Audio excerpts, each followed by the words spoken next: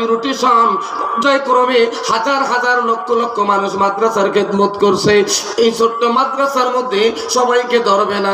জিবরাইল চার ফেরেশতা মাদ্রাসাটার একটা দরিয়া জোরে টান মারিয়া বড় কর পুলচুরাতের ঘরে মাদ্রাসা থাকবে।